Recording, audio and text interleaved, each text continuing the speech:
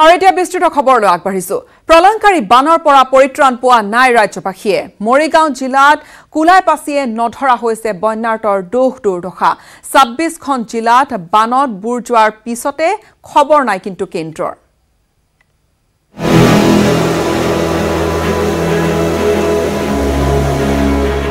সংহাৰী বানৰ কবলত ৰাজ্য। বানত থানবান ৭০ লক্ষাধিক লোকৰ সপোন। ভোকৰ এমুঠি ভাতৰ বাবে হাহাকাৰ বানাক্ৰান্তৰ। পথৰ ওপৰত পোহনীয়া জন্তুৰে সহবাস।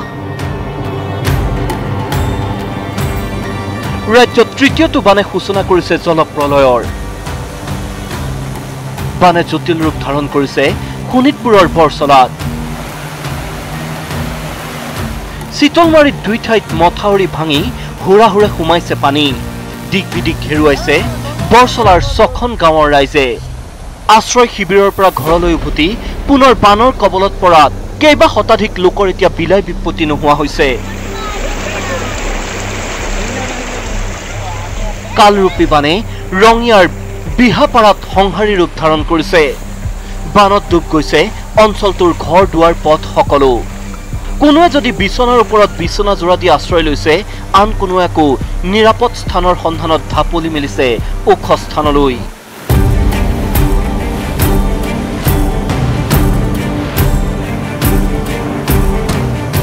অপৰিৱৰ্তিত অৱস্থাত আছে গহপুৰৰ বান পৰিস্থিতি। ব্ৰহ্মপুত্ৰৰ তৃতীয়টো বানৰ ফলত গহপুৰ আৰু হেলেম ৰাজহ চক্ৰৰ দক্ষিণ অংশৰ 10টা পঞ্চায়তৰ অৰ্ধ শতাধিক গাঁও বৰ্তমান জলমগ্ন। শালি ধানৰ খেতিৰ বাবে সাজু হোৱা কৃষকে এতিয়া নীৰৱে টুকিছে চকুলো। বানত ককবকাই থকা ৰাজ্যৰ 30খন জিলাৰ অন্যতম মৰিগাঁও জিলা। মৰিগাঁও জিলাৰ জাগিৰোড সমষ্টিৰ হাজাৰ হাজাৰ লোক ক্ষতিগ্ৰস্ত হৈছে বানত। কিন্তু এনে চৰম দুৰ্যোগৰ সময়ত চৰকাৰী বান সাহায্য লুণ্ঠনত নামিছে একাংশ। জাগিৰোডৰ বৰঝাৰী গাঁৱৰ চৰকাৰী গাঁওবুঢ়াই গোপনে বান সাহায্য বিক্ৰী কৰাৰ অভিযোগ উঠিছে। গাঁওবুঢ়া এম বাহাদুৰ চেত্ৰীয়ে সাহায্য সামগ্ৰী গোপনে বিক্ৰী কৰাৰ তথ্য পোহৰলৈ অহাত উত্তেজিত হৈ পৰে স্থানীয় লোক। তাই ৰিলিফৰ গুদামৰ পৰা মাল লৈ গৈ আছে। তেতিয়া মানুহ আমাৰ ৰাইজৰ সন্দেহ হৈ গ'ল যে তাৰ পৰা মাল নিয়া হোৱা মানে কি, মালটো বহুত আছিলে, এনেকৈ বহুত মাল নিব পাৰে। ঠিক তেনেতে আমি আহি ৰাইজ গোটেই একত্ৰিত হৈ তালাটো খুলি চালোঁ। খুলি পেলাই আমি চাউলৰ বস্তা হিচাপ কৰিলোঁ। 14 পেকেট চাউল জমা আছিল, তাৰে 3 পেকেট চাউল নাই। আকৌ চাপৰ 13 পেকেট জমা আছিল, তাৰে 1 পেকেট চাপৰ নাই। গোৱালপাৰা জিলাৰ জলেশ্বৰত বানপীড়িত ৰাইজৰ মাজত হাহাকাৰ।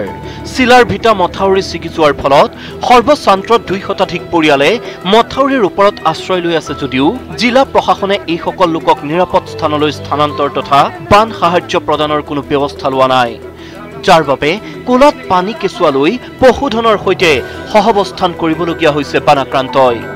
ইফালে বোকাঘাটৰ অগৰাতলিত বানৰ মাজতে সংঘটিত হ'ল শিহৰণকাৰী ঘটনা। বানৰ কোবাল সোঁতে উটুৱাই নিলে স্কৰ্পিঅ'। স্থানীয় লোকে কোবাল সোঁতৰ পৰা কথমপি উদ্ধাৰ কৰে গাড়ীখনৰ গৰাকী ভাস্কৰ বৰুৱা সহ আন এজনক। পিছত ক্ৰেনৰ সহায়ত পানীৰ কোবাল সোঁতৰ পৰা উদ্ধাৰ কৰা হয় গাড়ীখন। চিপাঝাৰতো সংঘটিত হৈছে ভয়ংকৰ অঘটন। ব্ৰহ্মপুত্ৰৰে এডাল কলগছত ধৰি উটি আহিল এজন যুৱক।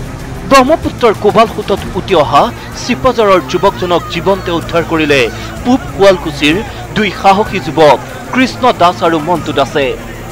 এনেদৰে এতিয়া একেটা মাহতে অহা তৃতীয়টো বানে সৰ্বশ্ৰান্ত কৰিছে ৰাজ্যৰ লাখ লাখ বানাক্ৰান্তক। Bureau report, news 18 Assam north east. শাৰীৰিক অসুস্থতাৰ বাবে কেম্প হেব্ৰনৰ পৰা ডিমাপুৰলৈ আনি চাৰ্টাৰ ফ্লাইটেৰে দিল্লীলৈ নিয়া হ'ল NACN-IMৰ মুৰব্বী টুইংগলেং মুইভাক। স্বাস্থ্য পৰীক্ষা কৰোৱাৰ পিছতে মুইভাই স্থবিৰ হৈ পৰা আলোচনা গতি দিবলৈ প্ৰধানমন্ত্ৰী নৰেন্দ্ৰ মোদীক কৰিব সাক্ষাৎ।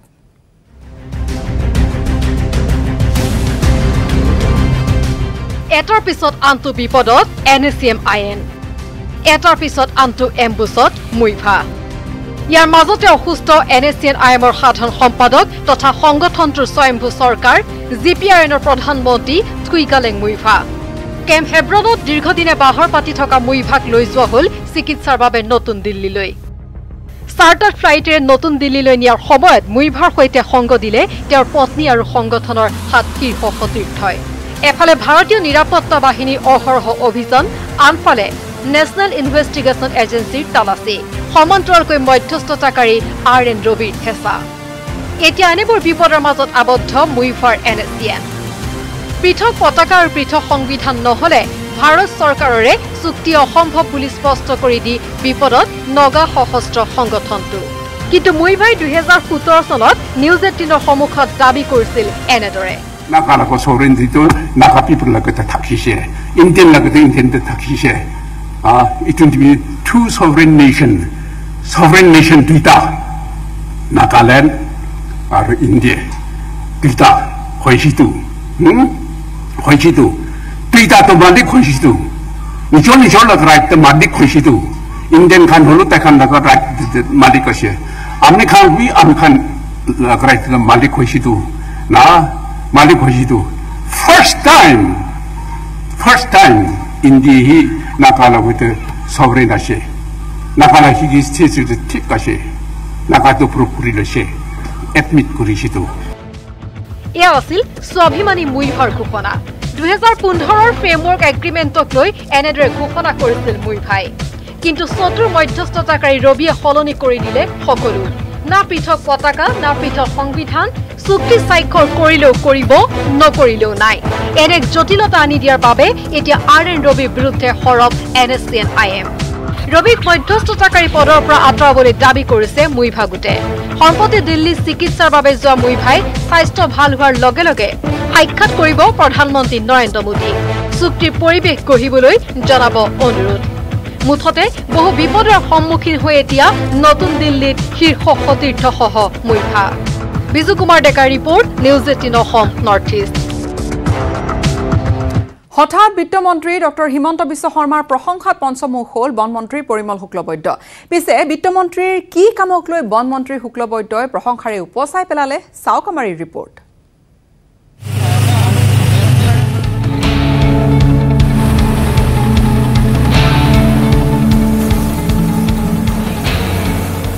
এয়া আছিল 20 জুলাই দৃশ্য এয়া বানাকান্তৰ কাজিৰঙা এটাৰ পিছত এটাকৈ বানত বুৰ যোৱা এই কাজিৰঙাত স্পীড বোটেৰে এনেদৰে পৰিদৰ্শন কৰিছে বিত্তমন্ত্ৰী হিমন্ত বিশ্ব শৰ্মাই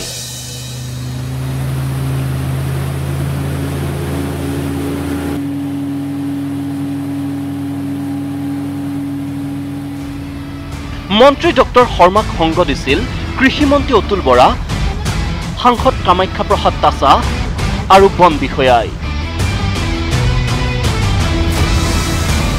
মন্ত্ৰী হিমন্ত বিশ্বই বানাক্ৰান্ত কাজিৰঙাত কৰ্তব্যৰত বনকৰ্মীসকলৰ সৈতে মত বিনিময় কৰিছিল বুজ লৈছিল বনকৰ্মীসকলৰ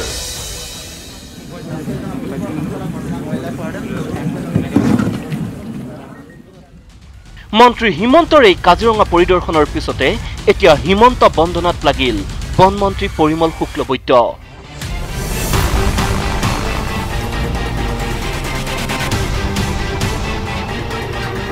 মন্ত্ৰী হিমন্তৰ প্ৰশংসাত পঞ্চমুখ হৈ পৰিল বনমন্ত্ৰী পৰিমল শুক্লবৈদ্য এই সন্দৰ্ভত নিউজ 18ক কি ক'লে শুনক বনমন্ত্ৰীয়ে ফাইনেন্স মিনিষ্টাৰ হয় তেওঁ টুইট কৰিছে মই এই কাৰণে তেওঁক ধন্যবাদো জনাইছোঁ আন্তৰিকভাৱে মই তেওঁক কৃতজ্ঞতা জনাইছোঁ কৃতজ্ঞতা এই কাৰণে জনাইছোঁ যে আপুনি জানে যে তেওঁ ফাইনেন্স চাই থাকে আৰু তেওঁৰ ভিতৰত যে এই আমাৰ যে বনকৰ্মীসকলে দুখেৰ কথাটো আহিছে সেইকাৰণে আন্তৰিকভাৱে তেওঁক কৃতজ্ঞতা আৰু ধন্যবাদ জ্ঞাপন কৰিছোঁ মই ভাবোঁ তেওঁৰ এই চিন্তনৰ জৰিয়তে যেহেতু আৰ্থিক দিশটো তেওঁ চাই থাকে আৰু তেওঁ যেহেতু এনাউন্সমেণ্ট কৰিলে ইন ফিউচাৰত আমাৰ বনকৰ্মীসকলে আৰ্থিক এটা লাভ হ'ব আৰু তেওঁলোকে যেনেকুৱা ডেডিকেটেডলি কাম কৰি আছে এই কাম কৰাটো তেওঁলোকে অনুপ্ৰেৰণা টকা পইচাৰ কথাটো বিত্তমন্ত্ৰীয়ে চাই বিত্তমন্ত্ৰীৰ অনুমোদন নহলে নচলে কোনো বিভাগৰ কাম হেয়ে বনমন্ত্ৰীৰ এই প্ৰশংসা কথাবোৰ খোলাখুলিকৈ কৈ দিলে বনমন্ত্ৰীয়ে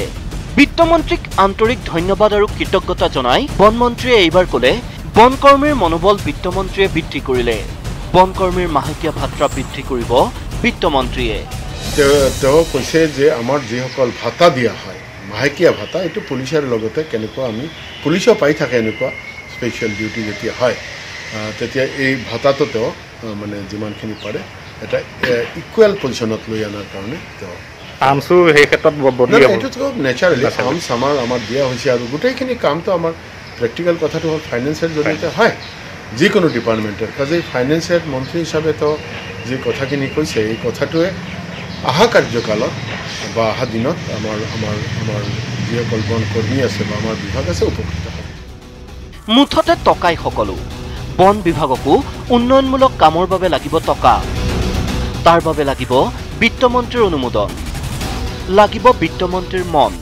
বিজু কুমাৰ ডেকাৰ report news 18 Assam north east ভোগবনত এতিয়া ভোগৰ সময় নহয় আছে কেৱল হুমুনিয়া আৰু দুখ অকথ্য যন্ত্ৰণা জীৱন কটাইছে ভোগবনৰ বাসিন্দাসকলে দুটা মাহে নাওৰ ওপৰতে আছে লখিমপুৰ জিলাৰ ভোগবন শিলিখাগুৰি অঞ্চলৰ বাসিন্দা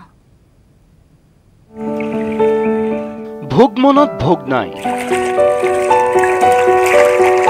আছে হুমুনিয়া আৰু দুখ অকথ্য যন্ত্ৰণা ভোগমনৰ বাসিন্দাৰ দুটা মাহে নাওৰ ওপৰতে আছে এখন গাঁও কল্পনা কৰিব নোৱাৰা সমস্যাৰ মাজত এটা দিন অতিবাহিত কৰিছে লখিমপুৰ জিলাৰ ভোগমন শিলখাগুৰি অঞ্চলৰ ৰাইজে খৰালি ভোগেৰে উপচি থকা ভোগমন গাঁৱত এতিয়া এবুকু পানী সোৱণশিৰি আৰু সোমধিৰি নদীৰ বানৰ কবলত পৰি বিগত দুটা মাহে অবৰ্ণনীয় পৰিৱেশ ভোগমনত নাই বিশুদ্ধ খোৱা পানী নাই শৌচাগাৰৰ ব্যৱস্থা এইসকল লোকৰ দুখ দুৰ্দশাৰ খবৰ ল'বলৈ আহৰি নাই স্থানীয় বিধায়ক উৎপল দত্তৰ ৰাইজৰ ক্ষোভ বানে জুৰুলা কৰা ভোগমনলৈ ভোটৰ সময়তহে আহে বিধায়ক উৎপল দত্ত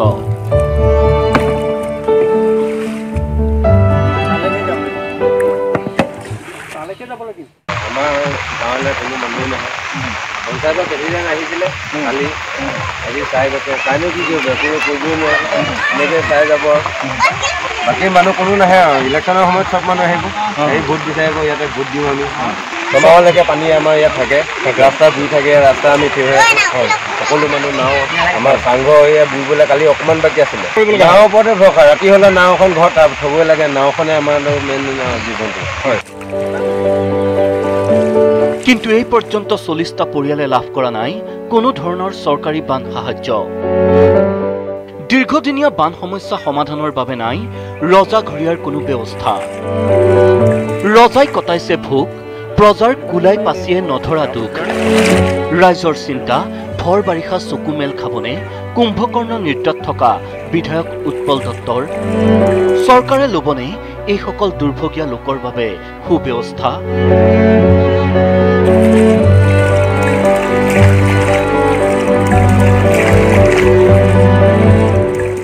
লখিমপুৰৰ পৰা সঞ্জীৱ লাহনৰ report news 18 Assam north east Khumtai ৰাজপথত দুৰ্বৃত্তৰ টিঘিল খিলনি নিশা চোকা অস্ত্ৰৰে আক্ৰমণ কৰিলে পথচাৰীক খুমটাই হালধিবাৰী সংযোগী পথছোৱাত পৱন ঘাটোৱাৰ নামৰ পথচাৰীগৰাকীক অচেতন অৱস্থাত উদ্ধাৰ কৰাৰ পিছতে আতংকিত হৈ পৰিছে অঞ্চলবাসী খুমটাই ৰাজপথত দুৰ্বৃত্তৰ টিঘিল খিলনি নিশা চোকা অস্ত্ৰৰে পথচাৰীক আক্ৰমণ পথচাৰীক মুমূৰ্ষু অৱস্থাত এৰি দুৰ্বৃত্তৰ পলায়ন বুধবাৰে নিশাৰ ঘটনা খুমটাই হালদিবাৰী সংযোগী পথত পৱন ঘাটোৱাৰক অচেতন অৱস্থাত উদ্ধাৰ কৰাৰ পাছতে আতংকিত হৈ পৰিল অঞ্চলবাসী তেজৰ ডোঙাৰ মাজত পৰি আছে পৱন ঘাটোৱাৰ মূৰৰ পাছফালে আঘাতৰ চিন দুহাতত কেইবাটাও দাৰ ঘাপ পিছফালেতো একদম পুৰা ঢেঠলা হৈ আছে কেৱল কিহেৰে আক্ৰমণ কৰিছে বুলি ভাবিছে আক্ৰমণটো এতিয়া কি মইতো এইটো পৰা লেখীয়া লাগিছে কিন্তু হাতত দাহে কটা লেখীয়া লাগিছে কি নাম তেখেতৰ পৱন ঘাটোৱাৰ স্থানীয় লোকৰ পৰা খবৰ পোৱাৰ পাছতে এম্বুলেন্সৰ সৈতে ঘটনাস্থলীত উপস্থিত হ'ল আৰক্ষী গুৰুতৰভাৱে আহত পৱন ঘাটোৱাৰক গোলাঘাটৰ কুশল কোঁৱৰ অসামৰিক চিকিৎসালয়লৈ প্ৰেৰণ কৰিলে আৰক্ষীয়ে তাৰ পাছতে আৰম্ভ হ'ল আৰক্ষীৰ তদন্ত প্ৰাৰম্ভিক তদন্তৰ অন্তত স্থানীয় লোকৰ দৰে কোনো দুৰ্বৃত্তই পৱনক দাৰে ঘপিওৱাৰ সন্দেহ আৰক্ষীৰ মাথাত কৈছে আঘাত এইটো ঘাপ নেকি আচলতে ৰাইজে কৈছে এইটো ৰাইজৰ মুখৰ পৰা ঘাপ বুলি শুনা পাইছে আৰু মই চাইছোঁ এইটো মানে অলপ মানে ইঞ্জুৰিটো অলপ মানে বেছি এইটো চাই লওঁ, পিছত তদন্ত কৰোঁ, কৰি পেলাই তাৰপিছত দেখা যাব। কাৰো সৈতে কোনো ধৰণৰ হাই কাজিয়া নাছিল পৱন খাটুৱাৰৰ।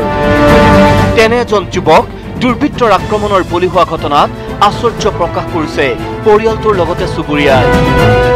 তাৰমানে এইটো আক্ৰমণ কৰা হৈছে, তাৰমানে পাছফালৰ পৰাহে আক্ৰমণ কৰা হৈছে। দেখা মতে তাৰমানে কি কয় পাছফালৰ পৰা মানে পিছফালৰ মাথাত হয় আৰু হাতত মানে সি মানে খাব বিচৰাত তাৰমানে এইবিলাক হাতবিলাকত ঘাপ পৰিছে আৰু সি মানে কাজিয়া কাৰোবাৰ লগত মানে অভিলাষী নকৰে, সি কাৰোবাৰ দম দিলে সি মনে মনে গুচি যায়, এনেকুৱা বিধৰ আছে। পৱন খাটুৱাৰে চেতনা ঘূৰাই পালেহে পোহৰলৈ আহিব দুৰ্বৃত্তৰ পৰিচয়। গোলাঘাটৰ পৰা ইউনিছ আলীৰ report, news 18 Assam north east. ইফালে বঙাইগাঁৱত কৰোনা গণসংক্ৰমণৰ শংকা বাঢ়িছে। হটস্পট হিচাপে পৰিগণিত হৈছে নিউ বঙাইগাঁও ৰেলৱে ষ্টেচন আৰু ইয়াৰ পাৰ্শ্বৱৰ্তী এলেকা। COVID-19 আক্ৰান্ত হৈছে ৰেল বিভাগৰ 44 গৰাকী বিষয়া কৰ্মচাৰী।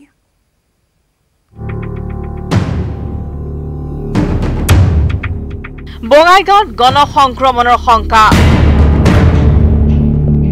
হটস্পট হিচাপে পৰিণত হৈছে নিউ বঙাইগাঁও ৰেলৱে ষ্টেচন আৰু ইয়াৰ পাৰ্শ্বৱৰ্তী এলেকা। COVID-19 আক্ৰান্ত হৈছে ৰেল বিভাগৰ 44 গৰাকীকৈ বিষয়া কৰ্মচাৰী। লোকো পাইলট, গাৰ্ড, RPFকে ধৰি ৰেল কৰ্মচাৰীসকল উদ্বেগজনকভাৱে আক্ৰান্ত হৈ গৈ আছে। আনহাতে বঙাইগাঁও চহৰৰ মাজমজিয়াত থকা স্বাগত হস্পিটেলৰ 2 চিকিৎসকসহ মুঠ 12 গৰাকীকৈ চিকিৎসা কৰ্মী আক্ৰান্ত হৈছে। এক্সিছ বেংকৰ 4 গৰাকীকৈ কৰ্মচাৰী আক্ৰান্ত হোৱাৰ পিছত প্ৰশাসনে বন্ধ কৰি দিছে বেংকটো। একেদৰে COVID-19 আক্ৰান্তৰ সংস্পৰ্শলৈ অহাৰ ফলত বন্ধ কৰি দিয়া হৈছে বিশাল মেগা মাৰ্ট। বিগত 2 সপ্তাহত এইসমূহ স্থান ভ্ৰমণ কৰা লোকসকলক প্ৰশাসনৰে যোগাযোগ কৰি স্বাব পৰীক্ষাৰ বাবে আহ্বান জনাইছে উপায়ুক্ত ডক্টৰ MS লক্ষ্মীপ্ৰিয়াই। স্বাগত হস্পিটেলত যিমান মানুহ গৈছে তেখেতক সকলোকে মই অনুৰোধ জনাই আছোঁ আমাক জনাবলৈ, আমি সকলোৰে স্বাব লৈ টেষ্ট কৰাম।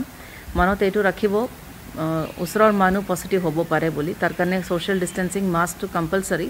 আৰু যদি হস্পিটেলত গৈ আছে 100% আপুনি কেয়াৰফুল থাকিব লাগিব।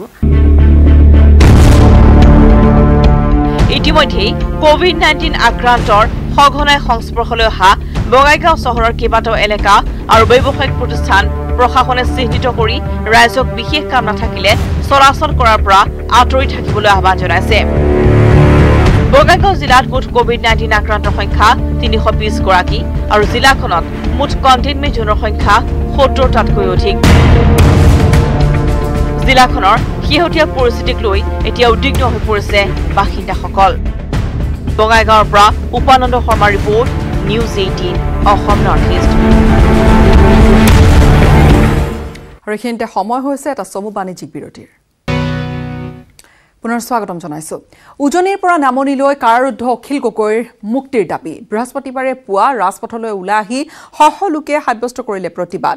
পথাৰৰ ৰোৱনীও মুক্তিৰ দাবী তুলিলে অখিল গগৈৰ। লোকসজ্জাত বন্দী অখিল গগৈ। ভাগৰি পৰা শৰীৰেৰে বন্দী হৈ থকা অখিল গগৈৰ মুক্তিৰ দাবীত উত্তাল প্ৰতিবাদ।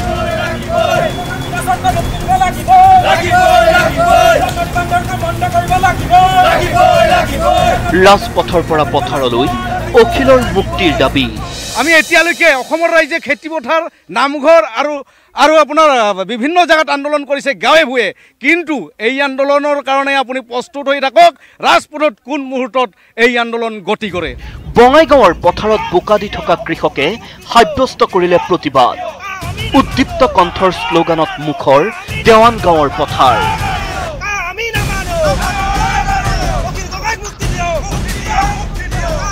সৰুপথাৰ নগৰৰ মাজমজিয়াইদি মুখ্যমন্ত্ৰীৰ প্ৰতিকৃতি চুচুৰাই নি দাহ কৰিলে প্ৰতিবাদকাৰীয়ে। অখিল গগৈৰ মুক্তিৰ লগতে নাগৰিকত্ব সংশোধনী আইন বাতিল কৰা আৰু বৃহৎ নদীবান্ধৰ নিৰ্মাণ বন্ধ কৰাৰ দাবীত মুখৰ সৰুপথাৰৰ ৰাজপথ। অৰ্ধ উলংগ হৈ গোলাঘাটতো অখিল গগৈৰ মুক্তিৰ দাবী একাংশ প্ৰতিবাদকাৰীৰ। উপায়ুক্ত কাৰ্যালয়ৰ সন্মুখত হাতে হাতে বেনাৰ পোষ্টাৰ লৈ নিজৰ দাবীত মুখৰ হ'ল আন বহুজন।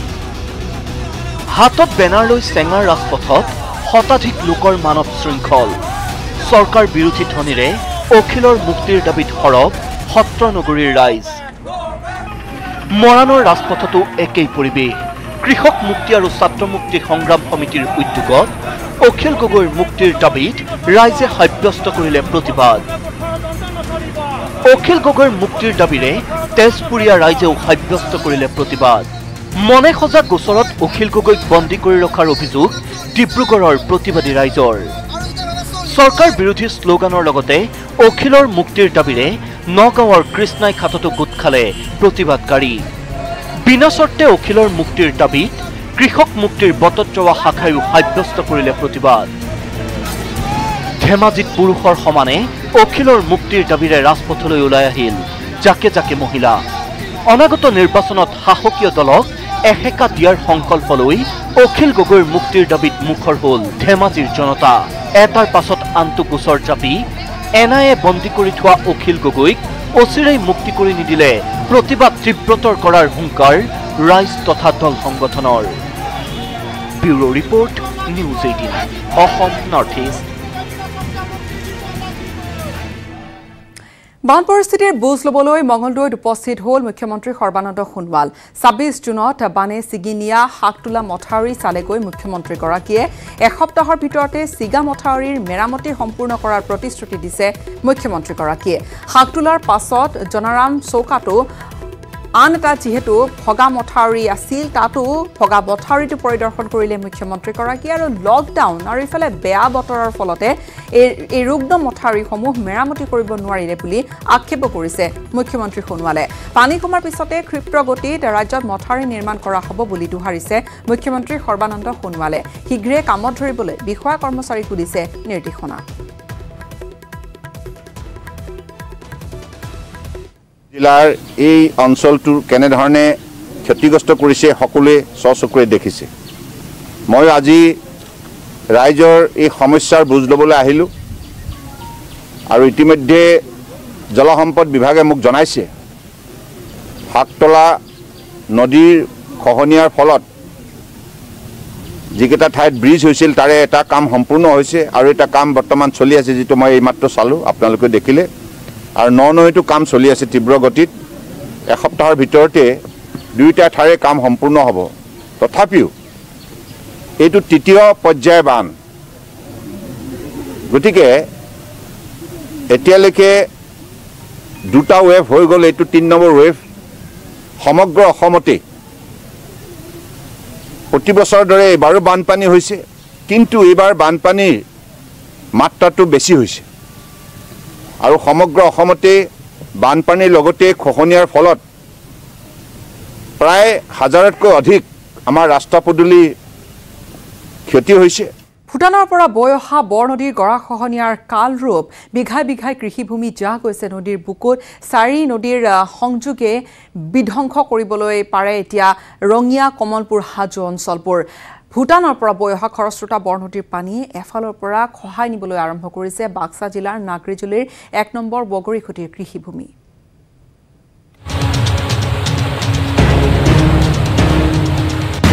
ভূটানৰ পৰা আহিছে বিপদ,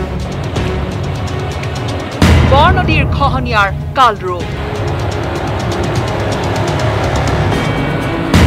সংকটত ৰঙিয়া, কমলপুৰ, হাজো। ভূটানৰ পৰা বৈ অহা খৰস্ৰোতা বৰ নদীৰ পানীয়ে এফালৰ পৰা খহাই নিবলৈ ধৰিছে বাক্সা জিলাৰ নাগৰিজুলিৰ এখন গাঁৱৰ কৃষিভূমি। বৰ নদীৰ সোঁতে গতিপথ সলনি কৰি গতি কৰিছে ১ নম্বৰ বগৰীখুটিৰ গাঁৱৰ কাষেদি। দিক বিদিক হেৰুৱাইছে অঞ্চলটোৰ কৃষক ৰাইজে। ভূঁই ৰোৱা এমাহ নহওঁতেই কৃষক ৰাইজে কাটিছে সেউজীয়া পথাৰৰ ধাননি। ঘাঁহ হিচাপে খুৱাব গৰু ছাগলী।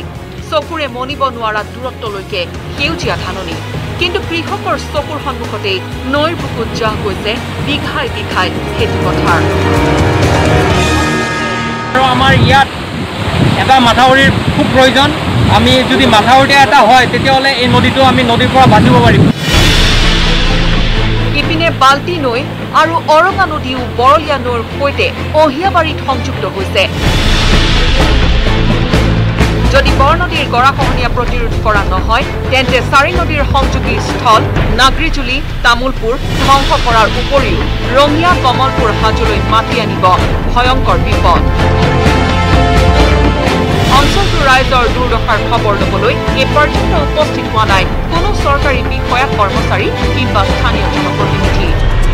না প্ৰশাসনৰ মানুহ আছে, না আমাৰ বিধায়ক আছে, না আমাৰ EM আছে, না GM আছে, কোনেও আমাৰ মানে খবৰ লোৱা নাই। আমি এতিয়া এনেকুৱা চিন্তিত হৈছোঁ যে মানে নিজে নিজে নদীত জাপকাৰি মৰাৰ নিচিনা হৈ গৈছে। আৰু এনেদৰে ভূটানৰ পৰা নামি অহা পানীয়ে বিপদাপন্ন কৰিছে নামনিৰ বৃহত্তৰ এলেকা। অসহায় লাখ লাখ লোকৰ এতিয়া ভৰসা মাথো নেদেখাজন। মুছলপুৰৰ পৰা Manohar Rajbongshi, news 18 Assam north east. বাগজানৰ গেছ নিৰ্গমনৰ ফলত বৃহত্তৰ ডুমডুমা অঞ্চলত এতিয়া ভূমিকম্প সদৃশ ঘটনাৰ সৃষ্টি হৈছে। বাগজানৰ গেছ নিৰ্গমন আৰু অগ্নিকাণ্ডই বাগজান অঞ্চলক ক্ষতিগ্ৰস্ত কৰাৰ লগতে ঘাটটোৰ চাৰিওফালে এক বৃহৎ অঞ্চলত আচলতে দীৰ্ঘম্যাদী এক সমস্যাৰ সৃষ্টি কৰাও পৰিলক্ষিত হৈছে। কিছু দৃশ্যই তাৰ প্ৰমাণ। বিকট শব্দই প্ৰায় বহু কিলোমিটাৰ পৰ্যন্ত শব্দ প্ৰদূষণৰ সৃষ্টি কৰাৰ লগতে কাষৰীয়া গাঁও আৰু চাহ বাগিচাৰ জনসাধাৰণৰ দৈনন্দিন জীৱন এক অশান্তময় পৰিস্থিতিৰ মাজত সোমাই পৰিছে। আনহাতে গেছ নিৰ্গমনৰ ফলত 24 ঘণ্টাই হৈ থকা মৃদু ভূমিকম্পনে অঞ্চলটোৰ 10 কিলোমিটাৰ ব্যাসাৰ্ধৰ ঘৰসমূহৰ ভয়ংকৰ ৰূপত ফাট মেলা পৰিলক্ষিত হৈছে বা ফাট মেলিছে। ঘাটটোৰ কাষতে লাগি থকা দীঘল তৰং বাগজান বা দিয়ামুলি চাহ বাগিচা কেইখনৰ শ্ৰমিক গৃহসমূহৰ বৃহৎ বৃহৎ ফাট দেখি আপুনিও হতচকিত হৈ পৰিব। আৱাসীসকল এক প্ৰকাৰ ভীতিগ্ৰস্ত হৈ পৰিছে, শংকিত তেওঁলোক। বিশেষকৈ চাহ বাগিচাসমূহৰ আওপুৰণি যি ঘৰবোৰ আছে তাত 24 ঘণ্টা এনেকৈ ভূমিকম্পন হৈ থাকিলে যথেষ্ট ক্ষতি হৈছে আৰু ভৱিষ্যতে ক্ষতিগ্ৰস্ত হৈ আৱাসসমূহ খালী কৰিবলৈ তেওঁলোকে কেনেকৈ পাৰিব তেওঁলোকো দুমোজাত পৰিছে। বৃহৎ আশংকাৰ সৃষ্টি হৈছে। বাগজানৰ অভিশপ্ত অগ্নিকাণ্ড শীঘ্ৰে নিৰ্বাপিত নহ'লে অঞ্চলটোৰ ব্যাপক ক্ষতি হোৱাৰ কথা কিন্তু নুই কৰিব নোৱাৰি।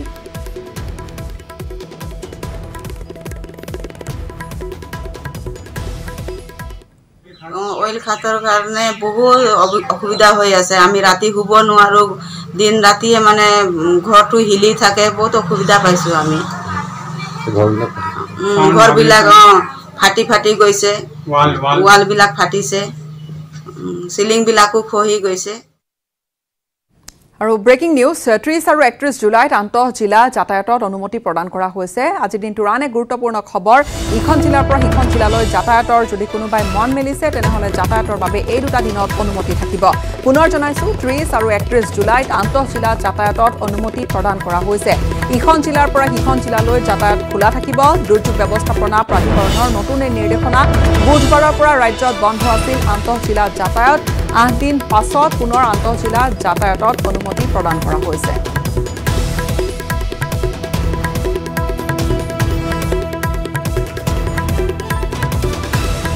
অধিক খবৰৰ সৈতে উভতিম এটা বিৰতিৰ পিছতে।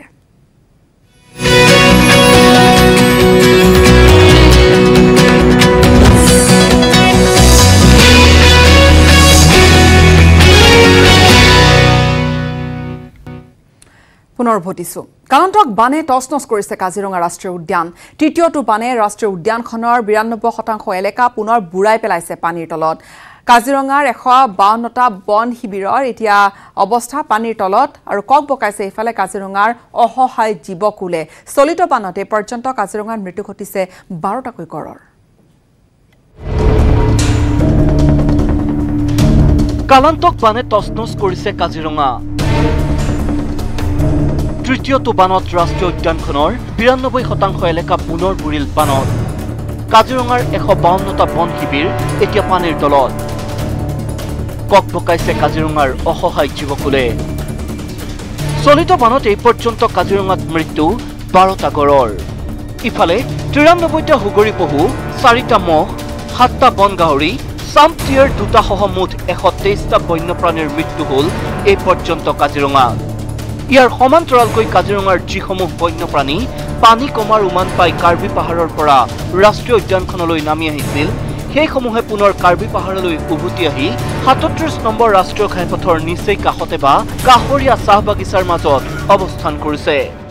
গোটেই তিনিওটা বানপানী মিলাই যথেষ্ট সংখ্যক জীৱ জন্তু আমাৰ হানি বিঘিনি ঘটিছে তাৰে 123টা বন্যজন্তু মৃত্যুমুখত পৰিছে তাৰ মাজতে 12টা গড় আছে 9টা পানীত ডুবি মৰিছে আৰু 3টা অন্যান্য নেচাৰেল কাৰণত মৃত্যুমুখত পৰিছে আৰু তাৰ মাজতো 17টা হকদিয়াৰ গাড়ীৰ খুন্দাত মৃত্যুমুখত পৰিছে কেৱল কাজিৰঙাই নহয় পবিতৰা অভয়াৰণ্যৰো 90% এলেকা এতিয়াও জলমগ্ন হৈ আছে হাইলেণ্ডত আশ্ৰয় লৈছে গড়কে ধৰি অন্যান্য বন্যজন্তুৱে দীৰ্ঘদিন ধৰি বানৰ কবলত থকাৰ বাবে তীব্ৰ খাদ্য সংকটে দেখা দিছে পবিতৰা অভয়াৰণ্যত খাদ্যৰ অভাৱত একাংশ জীৱ-জন্তু অভয়াৰণ্যৰ পৰা ওলাই আহিছে কাষৰীয়া অঞ্চললৈ নাজল নাথল অৱস্থা হোৱা পবিতৰাৰ জীৱকুলৰ জীৱনলৈও নামি আহিছে চৰম ভাবুকি জীৱ-জন্তুখিনি আজি কণ্টিনিউ প্ৰায় আঢ়ৈ মাহ ধৰি পেলাই কণ্টিনিউ গ্ৰাছলেণ্ডটো পানীৰ তলতে আছে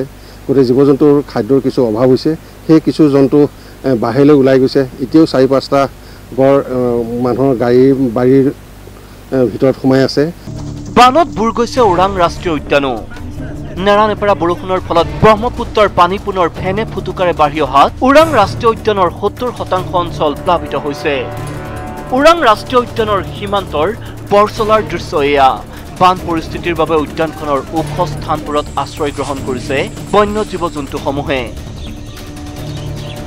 ৰাষ্ট্ৰীয় উদ্যানখনৰ কেইবাটাও বন শিবিৰ সম্প্ৰতি পানীৰ তলত এনেদৰে এতিয়া সংহাৰী পানী ৰাজ্যবাসীৰ লগতে বিলয় বিপত্তি নোহোৱা কৰিছে বন্য জীৱকুলৰ bureau report news 18 Assam north East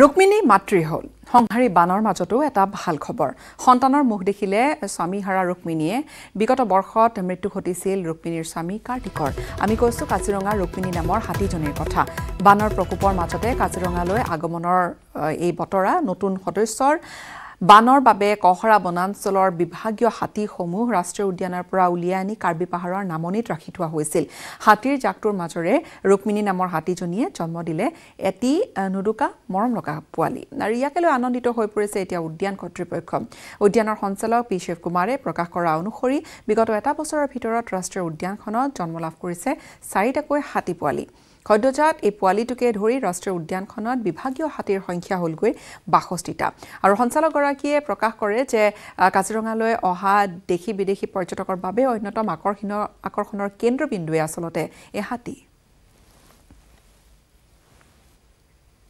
আৰু এই সন্দৰ্ভত আগবঢ়াইছো আমাৰ কাজিৰঙাৰ সাংবাদিক বিতুপন বৰাৰ এক প্ৰতিবেদন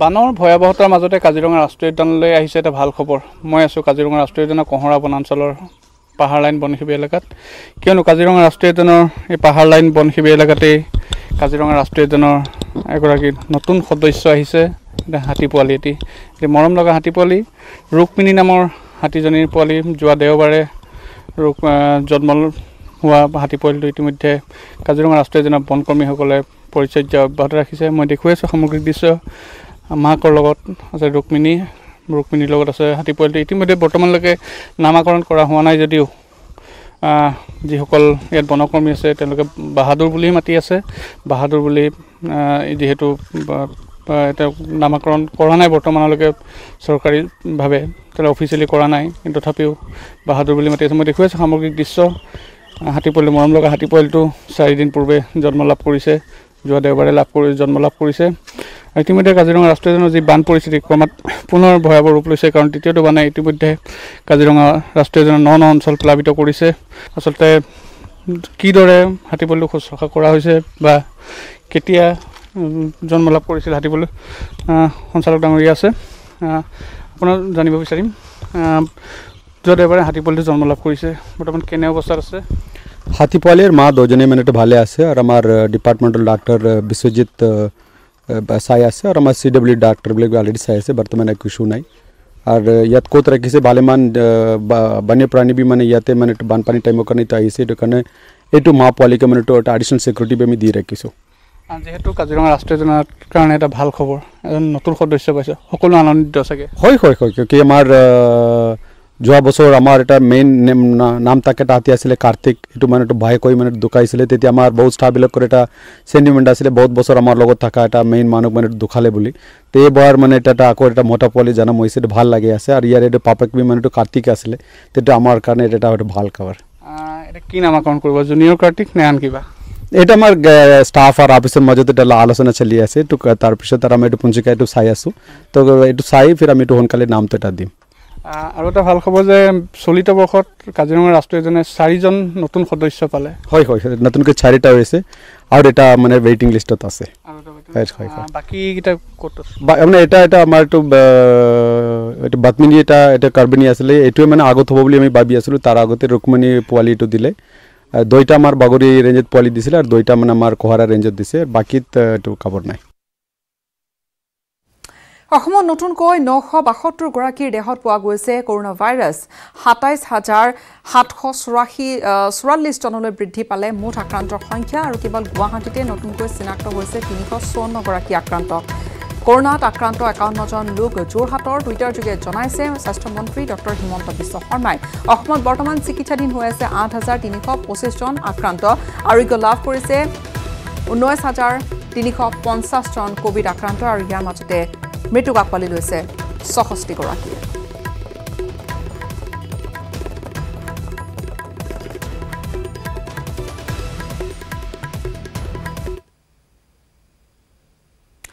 বৃহস্পতিবাৰৰ পৰা যোৰহাট নগৰত আৰম্ভ হ'ল আনলক প্ৰক্ৰিয়া গুৱাহাটীৰ দৰে যোৰহাটতো বহু সীমাবদ্ধতাৰ মাজেৰে আৰম্ভ কৰা হৈছে এই আনলক প্ৰক্ৰিয়া কিন্তু জীৱন জীৱিকাৰ সন্ধানত ওলাই অহা একাংশ লোকে পৰিস্থিতি অধিক জটিল হোৱাত যেন পুনৰ অৰিহণাহে যোগাইছে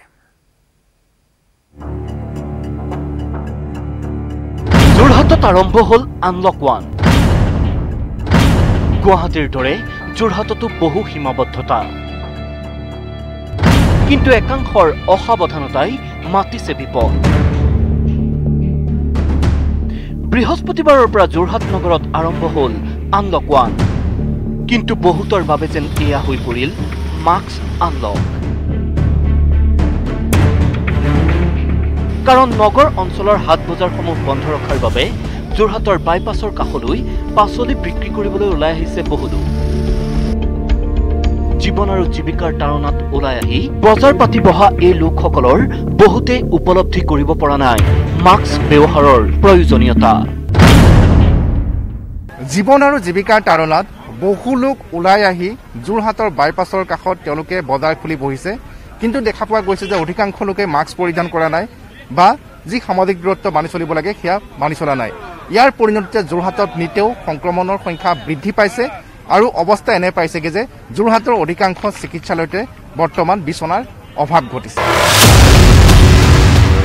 বৃহস্পতিবাৰে যোৰহাটৰ বাইপাছৰ সমীপত এনেদৰে এক নিৰাশাজনক দৃশ্যই দেখা গ'ল কেমেৰা দেখি একাংশই মাস্কখন পিন্ধি ল'লে যদিও বহুতৰে মুখত দেখা পোৱা নগ'ল মাস্ক আনহাতে সামাজিক দূৰত্বৰ কথা আমি নকলোৱেই বা বিপদটো নিজৰ নিজৰ বিপদ নিজে নিজে চপালিছে সেইটো আমি জানো কিন্তু আমি উপায় নাই হয় আহিব লাগিবই মানুহৰ মাজত এতিয়া সোমাইছোঁ কাৰ কি আছে কেনেকৈ নিমিব হয় নে মই এইটো অকণমান কিবা এটা কৰিবৰ কাৰণে খুলি লৈছিলোঁ অকণমান যোৰহাট নগৰ তথা একাংশ উপকণ্ঠীয় অঞ্চলত এদিনত পথৰ একাষৰ দোকানসমূহে খুলিবলৈ প্ৰশাসনে দিছে অনুমতি ব্যক্তিগত যান বাহন চলাচল কৰাৰ ক্ষেত্ৰতো আৰোপ কৰা হৈছে নিষেধাজ্ঞা আৰক্ষীয়ে নিয়ম ভংগকাৰীৰ ওপৰত লৈছে কঠোৰ ব্যৱস্থা কিন্তু তাৰ বিপৰীতে এনে একাংশ লোকৰ অসাৱধানতাই যেন এতিয়া সমগ্ৰ যোৰহাটলৈ মাতিছে ভয়ংকৰ বিপদ কেমেৰা পাৰ্চন পূৰ্ণ বিকাশৰ সৈতে যোৰহাটৰ পৰা গৌতম বৰাৰ report news 18 Assam north east প্ৰাক্তন মুখ্যমন্ত্ৰী তৰুণ গগৈ আৰু কংগ্ৰেছক উভতি ধৰিলে মন্ত্ৰী হিমন্ত বিশ্ব শৰ্মাই কি ক'লে তেওঁ শুনক মূৰ্খবিলাকে কৰি থাকিব যাৰ কোনো আইডিয়া নাই এইটো মই সৃষ্টি কৰা এটা অংক নহয় ভাৰত চৰকাৰে এখন দিয়া চিঠি চাইন আৰু চহী মাৰি এতিয়া মই যদি তেওঁলোকক সোধোঁ যে কথাটো আপোনালোকে কেনেকৈ গম পালে বুলি ক'লে মোকো তেওঁলোকে মূৰ্খ বুলি ভাবিব কাৰণ বিজ্ঞানে এনেকৈ প্ৰজেক্ট ডেইলি বেচিছত কৰি আছে আৰু সব প্ৰজেকশ্যন মিলি আছে হয় নহয় সেইকাৰণে হতাশাগ্ৰস্ত মানুহে এনেকুৱা মূৰ্খ ধৰণৰ কথা কয় নে ভাল মানুহে কয় আজি হতাশাগ্ৰস্ত কোনবিলাক মানুহ যিবিলাক মানুহে নিজে গোটেই অসমখন ঘূৰি ফুৰি কয় অমুকৰ কিয় কৰোণা হোৱা নাই 30,000 মানুহৰ জানাজাত অংশগ্ৰহণ কৰে ঠিক আছে কৰি কয় যে হিমন্ত বিশ্ব শৰ্মাৰ কিয় কৰোণা হোৱা নাই তেওঁলোকে নিজে নিজৰ গাত চিকুটি নাচাই যে মই এইমাত্ৰ 30,000 মানুহৰ জানাজাত গৈ অংশগ্ৰহণ কৰি আহিলো মোৰ গাত কিয় হোৱা নাই সাংবাদিকসকলে মোক প্ৰশ্ন কৰে যে আপোনাৰ কিয় হোৱা নাই সাংবাদিকজনে নিজে নাভাবে যে মই মাস্ক নকৰাকৈ ঘূৰি আছো আমাৰ কিয় হোৱা নাই হয় নহয় পেপাৰৰ মালিকবিলাকে আপোনালোকক লগাই দিয়ে মোক সুধিবৰ কাৰণে যে এইটো প্ৰশ্ন সুধিব নিজৰ প্ৰশ্নটো ৰেকৰ্ডিংটো পঠাই দিব লাগে নাই যে আজি 4 মাহ কৰোণা হৈ গ'ল তেওঁলোকৰ কিয় হোৱা নাই হয় নহয় গতিকে এইবিলাক হৈছে যে যাৰ লগত ধেমালি ধুমলা কৰি থাকক মোৰ লগত ধেমালি ধুমলা কৰি থাকিব নালাগে কাৰণ প্ৰত্যেকটো ইলেকশ্যনৰ ৰিজাল্টতে গোল খাইছে আৰু এটা গোল খাব সৰুহজাৰ অস্থায়ী কৰোনা চিকিৎসালয়ত সাফাই কৰ্মীয়ে সাব্যস্ত কৰিলে প্ৰতিবাদ প্ৰায় 27 জন কৰ্মচাৰীয়ে সৰুহজাৰ ভিতৰতে মৌন প্ৰতিবাদ সাব্যস্ত কৰে প্ৰাপ্য বেতনৰ আদায়ৰ দাবীতে সাফাই কৰ্মীসকলে সাব্যস্ত কৰে এই প্ৰতিবাদ বিগত 2-3 মাহ ধৰি বেতন আদায় নোপোৱাৰ অভিযোগ উত্থাপন কৰিছে কৰ্মচাৰীসকলে ইফালে কৰোনা ৰোগীৰ সৈতে একেটা কোঠাতে থাকিবলৈ দিয়াৰ অভিযোগ উঠিছে সাফাই কৰ্মীসকলে আকবৰ হুছেইন নামৰ এজন ঠিকাদাৰে সৰুহজাৰলৈ আনিছিল আসলতে কৰ্মচাৰীসকলক আৰু তাৰ পিছত তেওঁলোক এতিয়া নামি পৰিছে সৰুহজাৰত প্ৰতিবাদী কাৰ্যসূচী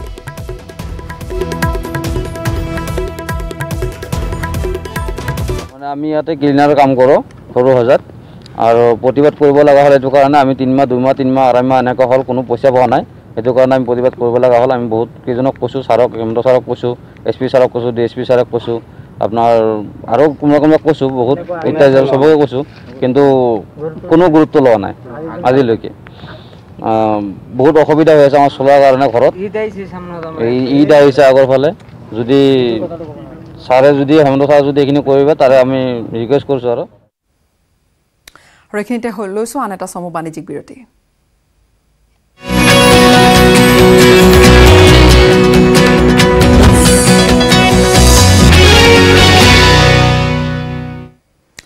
পুনৰ স্বাগতম জনাইছো অতি অসুৰক্ষিত হৈ পৰিছে আসলতে কৰিমগঞ্জ চহৰ যিকোনো সময়তে চুবুৰীয়া দেশৰ পৰা মানুহ সোমাই ভাবুকিৰ সৃষ্টি কৰিব পাৰে সীমা সুৰক্ষা বাহিনীও একো কৰিব নোৱাৰে কাইটিয়া তাৰৰ বেৰ আৰু সীমান্ত পথৰ অভাৱত ভালকৈ সুৰক্ষা প্ৰদান কৰিব পৰা নাই সীমা সুৰক্ষা বাহিনীয়ে যাৰ বাবে কৰিমগঞ্জ চহৰ সংলগ্ন এলেকাত অতি শীঘ্ৰে কাইটিয়া তাৰৰ বেৰ সহ সীমান্ত পথৰ কাম আৰম্ভ কৰি সুৰক্ষা কৰাৰ দৰকাৰ বেৰ বহুৱাৰ কাম মঞ্জুৰি লাভ কৰাৰ পাছত কিছু সমস্যাৰ সৃষ্টি হলে কৰিমগঞ্জ উন্মুক্ত সীমান্ত পৰিদৰ্শন কৰি এনে মন্তব্য আগবঢ়াই কৰিমগঞ্জৰ সাংসদ কৃপানাথ মাল্লাই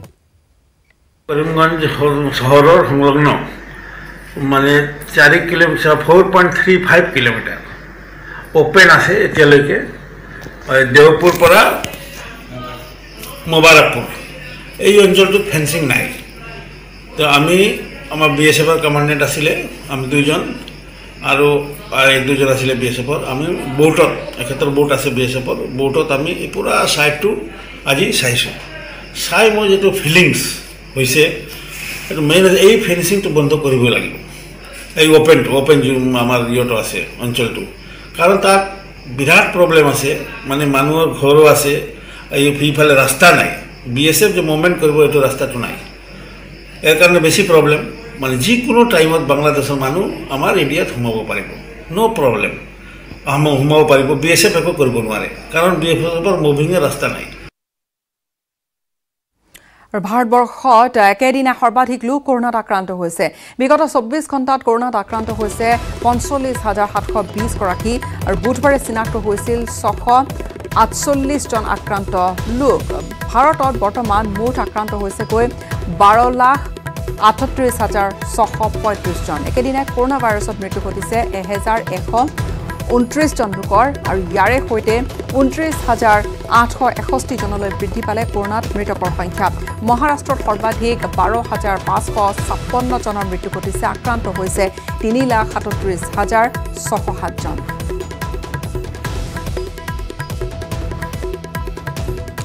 পৰৱৰ্তী খবৰ খুমটাই ৰাজপথত দুৰ্বৃত্তৰ এতিয়া টিঘিল খিলনি নিশা চুকা অস্ত্ৰৰে আক্ৰমণ কৰা হ'ল পথচাৰীক খুমটাই হালধিবাৰী সংযোগী পথত পৱন ঘাটোৱাৰ নামৰ পথচাৰীজনক অচেতন অৱস্থাত উদ্ধাৰ কৰাৰ পিছতে এতিয়া আতংক বিয়পি পৰিছে খুমটাই ৰাজপথত দুৰ্বৃত্তৰ টিঘিল খিলনি নিশা চুকা অস্ত্ৰৰে পথচাৰীক আক্ৰমণ পথচাৰীক মুমূৰ্ষু অৱস্থাত এৰি দুৰ্বৃত্তৰ পলায়ন বুধবাৰে নিশাৰ ঘটনা খুমটাই হালদিবাৰী সংযোগী পথত পৱন ঘাটোৱাৰক অচেতন অৱস্থাত উদ্ধাৰ কৰাৰ পাছতে আতংকিত হৈ পৰিল অঞ্চলবাসী তেজৰ ডোঙাৰ মাজত পৰি আছে পৱন ঘাটোৱাৰ মূৰৰ পাছফালে আঘাতৰ চিন দুহাতত কেইবাটাও দাৰ ঘাপ পিছফালেতো একদম পুৰা ঢেঠলা হৈ আছে কেৱল কিহেৰে আক্ৰমণ কৰিছে বুলি আহিছে আক্ৰমণটো এতিয়া কিহেৰে মইতো এইটো পৰা লেখীয়া লাগিছে কিন্তু হাতত দাহে কটা লেখীয়া লাগিছে কি নাম তেখেতৰ পৱন ঘাটোৱাৰ স্থানীয় লোকৰ পৰা খবৰ পোৱাৰ পাছতে এম্বুলেন্সৰ সৈতে ঘটনাস্থলীত উপস্থিত হ'ল আৰক্ষী গুৰুতৰভাৱে আহত পৱন ঘাটোৱাৰক গোলাঘাটৰ কুশল কোঁৱৰ অসামৰিক চিকিৎসালয়লৈ প্ৰেৰণ কৰিলে আৰক্ষীয়ে তাৰ পাছতে আৰম্ভ হ'ল আৰক্ষীৰ তদন্ত প্ৰাৰম্ভিক তদন্তৰ অন্তত স্থানীয় লোকৰ দৰেই কোনো দুৰ্বৃত্তই পৱনক দাৰে ঘপিওৱাৰ সন্দেহ আৰক্ষীৰ মাথাত কৈছে এইটো ঘাপ নেকি আচলতে ৰাইজে কৈছে এইটো ৰাইজৰ মুখৰ পৰা ঘাপ বুলি শুনা পাইছো আৰু মই চাইছো এইটো মানে অলপ মানে ইঞ্জুৰিটো অলপ মানে বেছি এইটো চাই লওঁ পিছত তদন্ত কৰোঁ কৰি পেলাই তাৰপিছত দেখা যাব কাৰো সৈতে কোনো ধৰণৰ হাই কাজিয়া নাছিল পৱন ঘাটোৱাৰৰ তেনে এজন যুৱক দুৰ্বৃত্তৰ আক্ৰমণৰ বলি হোৱা ঘটনাত আশ্চৰ্য প্ৰকাশ কৰিছে পৰিয়ালটোৰ লগতে চুবুৰীয়াই তাৰমানে এইটো আক্ৰমণ কৰা হৈছে তাৰমানে পাছফালৰ পৰাহে আক্ৰমণ কৰা হৈছে দেখা মতে তাৰমানে কি কয় পাছফালৰ পৰা মানে পিছফালৰ মাথাত হয় আৰু হাতত মানে সেই মানে খাব বিচৰাত তাৰমানে এইবিলাক হাতবিলাকত ঘাপ পৰিছে আৰু সি মানে কাজিয়া কাৰোবাৰ লগত মানে উপজাচি নকৰে সি কাৰোবাৰ দম দিলে সি মনে মনে গুচি যায় এনেকুৱা বিধৰ আছে পৱন ঘাটোৱাৰে চেতনা ঘূৰাই পালেহে পোহৰলৈ আহিব দুৰ্বৃত্তৰ পৰিচয় গোলাঘাটৰ পৰা ইউনিছ আলীৰ report news 18 Assam north east দেশৰ চোৰাংচোৱা সন্থাৰ হাতত আহি পৰিছে চাঞ্চল্যকৰ তথ্য তাৰ সুযোগ লৈ ভাৰতত প্ৰৱেশৰ অপেক্ষাত আছে চুবুৰীয়া ৰাষ্ট্ৰৰ ইছলাম ধৰ্মীয় লোক আৰু ধৰ্মান্তৰিত হৈছে একাংশ ইছলাম ধৰ্মীয় লোক ইতিমধ্যে আফগানিস্তানৰ তেনে প্ৰচেষ্টা ঘটনাৰ আলমত কেন্দ্ৰীয় চৰকাৰৰ হাতত এখন প্ৰতিবেদন দাখিল কৰিছে চোৰাংচোৱা বিভাগে চোৰাংচোৱা সংস্থাৰ সূত্ৰৰ পৰা লাভ কৰা খবৰ অনুসৰি আফগানিস্তানৰ পৰা ভাৰতলৈ আহি নাগৰিকত্ব পাবলৈ ইছলাম সম্প্ৰদায়ৰ লোকে গ্ৰহণ কৰিছে খ্ৰীষ্টিয়ান ধৰ্ম এয়া আফগানিস্তানৰ প্ৰচেষ্টাকৈ ঘটনা পোহৰলৈ আহিছে আৰু উল্লেখযোগ্য যে বিগত বৰ্ষত সংসদত গৃহীত হৈছিল নাগৰিকত্ব সংশোধনী আইনখন কিন্তু এই মুহূৰ্তত এই খবৰে কিন্তু তোলপাৰ লগাইছে যিহেতু চুবুৰীয়া ৰাষ্ট্ৰ আফগানিস্তানৰ পৰা এনে প্ৰচেষ্টা ঘটনা পোহৰলৈ আহিছে দেশৰ চোৰাংচোৱা সংস্থাৰ হাতত আহি পৰিছে এনে চাঞ্চল্যকৰ তথ্য কাৰ সুযোগ লৈ ভাৰতত প্ৰৱেশৰ অপেক্ষাত আছে এতিয়া চুবুৰীয়া ৰাষ্ট্ৰৰ ইছলাম ধৰ্মীয় লোক ধৰ্মান্তৰিত হৈছে ইতিমধ্যে একাংশ ইছলাম ধৰ্মী লোক তেওঁলোকে খ্ৰীষ্টিয়ান ধৰ্ম লৈছে আৰু এতিয়া কাৰ সুযোগ লৈ তেওঁলোকে ভাৰতত নাগৰিকত্ব বিচাৰিছে অধিক জানিম আমি সংযুক্ত হৈছো আমাৰ দিল্লী ব্যুৰ চিফ পাৰ্থজ্যোতি বৰাৰ সৈতে পাৰ্থ এই মুহূৰ্তত এটা ডাঙৰ খবৰ যিহেতু কেন্দ্ৰীয় চোৰাংচোৱাই IBA এই প্ৰচেষ্টা ঘটনা পোহৰলৈ আনিছে গীতাশ্ৰী যেতিয়া নাগৰিকত্ব সংশোধনী আইনখন গৃহীত হৈছিল তেতিয়া এই আশংকা প্ৰকাশ কৰিছিল আছাম সচেতন লোকে আশংকা প্ৰকাশ কৰিছিল আৰু এই আশংকা এতিয়া সত্য প্ৰমাণিত হোৱা যেন দেখা গৈছে কাৰণ ইণ্টেলিজেন্স ব্যুৰোৱে এক প্ৰতিবেদন দাখিল কৰিছে ইতিমধ্যে আপুনি জনাইছে কেন্দ্ৰীয় গৃহ মন্ত্ৰালয়ত সেই প্ৰতিবেদনখনত 25টা এনে ঘটনাৰ কথা উল্লেখ কৰা হৈছে যিবোৰ ঘটনাৰ কথা কোৱা হৈছে সেই ঘটনাবোৰ হৈছে আফগানিস্তানৰ লোকসকল যিসকল ভাৰতত প্ৰৱেশ ইতিমধ্যে কৰিছে তেওঁলোকে নিজৰ নিজে ধৰ্মান্তৰ হৈছে অৰ্থাৎ তেওঁলোক পূৰ্বতে মুছলিম আছিল তাৰপিছত তেওঁলোকে খ্ৰীষ্টিয়ান ধৰ্ম গ্ৰহণ কৰিছে কাৰণ এটাই তেওঁলোকে যাতে ভাৰতৰ নাগৰিকত্ব সংশোধনী আইনৰ যোগেদি ভাৰতৰ নাগৰিকত্ব গ্ৰহণ কৰিব পাৰে তাৰ কাৰণে তেওঁলোকে ধৰ্মান্তৰ হৈছে বুলি ইণ্টেলিজেন্স ব্যুৰোৱে ক'ব খোজে আৰু ইতিমধ্যে মই জনাইছো তেনেধৰণৰ 25টা ঘটনা সেই 25টা ঘটনা আফগানিস্তানৰে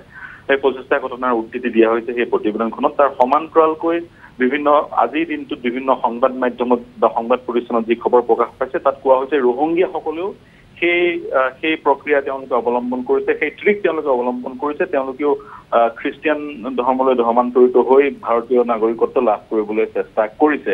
উল্লেখযোগ্য যে আফগানিস্তানৰ যিসকল লোক ভাৰতবৰ্ষত থাকে তেওঁলোকৰ বহু লোক ইতিমধ্যে খ্ৰীষ্টিয়ান ধৰ্মত ধৰ্মান্তৰ হৈছে আৰু আফগানিস্তানৰ খ্ৰীষ্টিয়ান লোকসকলৰ যিজন নেতা, জ্যেষ্ঠ নেতা আদিব আহমেদ মেক্সৱেল, তেওঁ সংবাদ মাধ্যমক জনোৱা মতে ইতিমধ্যে বহু আবেদন তেনেধৰণৰ ৰিকুৱেষ্ট আহিছে আফগানিস্তানৰ মুছলিমসকলৰ পৰা, যিসকলে ইতিমধ্যে ভাৰতত প্ৰৱেশ কৰিছে। সেইসকলেও খ্ৰীষ্টিয়ান ধৰ্ম গ্ৰহণ কৰিব বিচাৰিছে আৰু খ্ৰীষ্টিয়ান ধৰ্ম গ্ৰহণ কৰি নাগৰিকত্ব আইনে যি সুবিধা দিছে নাগৰিকত্ব পোৱাৰ, ভাৰতীয় নাগৰিকত্ব পোৱাৰ, সেই সুবিধা তেওঁলোকে গ্ৰহণ কৰিব বিচাৰিছে। গতিকে পৰৱৰ্তী সময়ত যিহেতু বৰ্তমানলৈকে নাগৰিকত্ব সংশোধনী আইনৰ যিবোৰ বিধি, সেই বিধিসমূহ প্ৰস্তুত হোৱা নাই, বিধিসমূহ প্ৰস্তুতৰ প্ৰক্ৰিয়া চলি আছে। যদিও নাগৰিকত্ব সংশোধনী আইনখন প্ৰণয়ন হোৱাৰ 6 মাহৰ ভিতৰত কেন্দ্ৰীয় চৰকাৰে বা কেন্দ্ৰীয় গৃহ মন্ত্ৰালয়ে বিধি প্ৰস্তুত কৰিব লাগিছিল, কিন্তু 6 মাহ উকলি গ'ল 18 জুন তাৰিখে তেওঁলোকে এতিয়ালৈকে বিধি প্ৰস্তুত কৰা নাই। গতিকে বিধি প্ৰস্তুত কৰাৰ সময়ত স্বাভাৱিকতে এই কথাসমূহ, এই বিষয়সমূহ গুৰুত্ব দিব। নিশ্চয়কৈ তাৎপৰ্যপূৰ্ণ বিষয় এটা। ঠিক সেই বিধি প্ৰস্তুতৰ সময়খিনিতে এনে এখন তালিকা নিশ্চয়কৈ ৰোল পাৰ লগাইছে। আমি যিকেইটা ঘটনা পোহৰলৈ আনিছে ইণ্টেলিজেঞ্চ ব্যুৰোৱে, সেয়া আফগানিস্তানৰ ঘটনা, কিন্তু এনেকুৱা আচলতে হ'ব বুলি বিভিন্ন পক্ষই এটা আশংকা কৰিছিল। তাৰ মাজতে এইখন তালিকা যথেষ্ট তাৎপৰ্যপূৰ্ণ। যথেষ্ট তাৎপৰ্যপূৰ্ণ। এই তালিকাখন সম্পূৰ্ণ আফগানিস্তানৰ লোকসকলৰ তালিকা। আফগানিস্তানৰ লোকসকলে ভাৰতত প্ৰৱেশ কৰি ভাৰতলৈ আহি তেওঁলোকে ভাৰতত ধৰ্মান্তৰ হ'ব বিচাৰিছে, কিন্তু সেই কাম বাংলাদেশৰ লোকসকলেও কৰিব পাৰে। বাংলাদেশৰ পৰা যিসকল বিনা নথিত ভাৰতত প্ৰৱেশ কৰিছে বা অবৈধভাৱে ভাৰতত প্ৰৱেশ কৰিছে তেওঁলোকে সেই কাম কৰিব পাৰে। গতিকে এয়া যথেষ্ট শংকাৰ সৃষ্টি কৰিছে। আমি অপেক্ষা কৰিব লাগিব বিধিসমূহত এই সুৰুঙাসমূহ বন্ধ কৰিবলৈ কি ধৰণৰ ব্যৱস্থা থাকে। গীতাশ্ৰী, হয়, ধন্যবাদ জ্ঞাপন কৰিছোঁ আমাক সবিশেষ আপুনি জনালে। এতিয়া পৰৱৰ্তী খবৰলৈ আগবাঢ়ি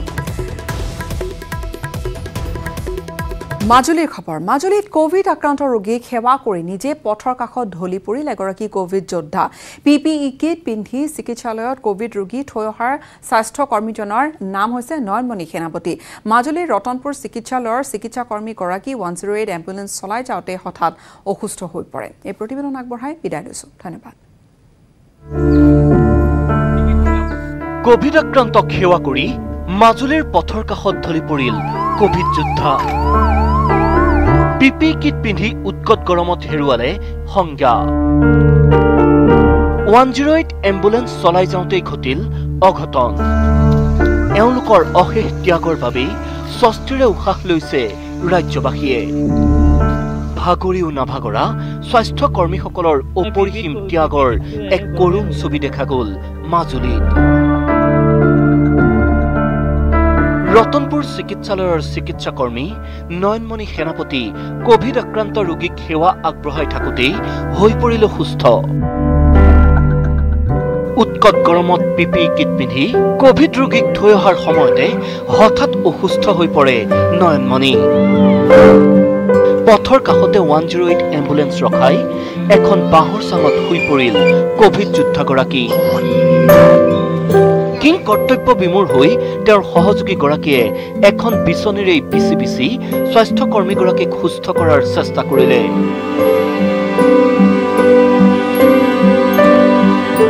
কিছু সুস্থ হোৱাৰ পিছতে তেওঁক নিয়া হ'ল চিকিৎসালয়লৈ। হঠাতে আমাৰ এজন সতীৰ্থ এনেকৈ পেচেণ্ট আনি থাকোঁতে তেওঁ হঠাতে PPE কিট পিন্ধাৰ ফলত অতিপাত গৰমৰ ফলত অসুস্থ হৈ পৰিছিলে, কিন্তু তেওঁ পিছত সুস্থ হয় আৰু তেওঁলোক পুনৰ এতিয়া কোভিড যুদ্ধত অৱতীৰ্ণ হৈ আছে। আমি কোভিড যুদ্ধ কৰি আছোঁ, আমি কেতিয়াও ভাগৰি যোৱা নাই, ৰাইজৰ সহায় কৰি আছোঁ আৰু এনেদৰে সহায় কৰি যাম। গড়মূৰ কোভিড স্ক্ৰিনিং চেণ্টাৰত এমাহ ধৰি সেৱা আগবঢ়াই থকা এইগৰাকী প্ৰকৃতাৰ্থত মানৱ সেৱাত নিজকে উৎসৰ্গিত কৰা নয়নমণিয়ে সুস্থ অনুভৱ কৰাৰ লগে লগে পুনৰ অৱতীৰ্ণ হ'ল কোভিড যুদ্ধত। এনেদৰে অশেষ কষ্টৰে এই মহামাৰীৰ কালত ৰাজ্যৰ স্বাস্থ্যকৰ্মীসকলে নিজৰ প্ৰাণকো তুচ্ছ কৰি আগবঢ়াইছে সেৱা। অসুস্থ হৈ পৰাৰ পিছতো থমকি ৰোৱা নাই তেওঁলোক। মহামাৰীৰ প্ৰকোপেও হাৰ মনাব নোৱাৰা এইসকল যোদ্ধালৈ নিউজ 18ৰ ফালৰ পৰাও জনাইছো অশেষ ধন্যবাদ। মাজুলীৰ পৰা Sanjit Bora, news 18 Assam north east.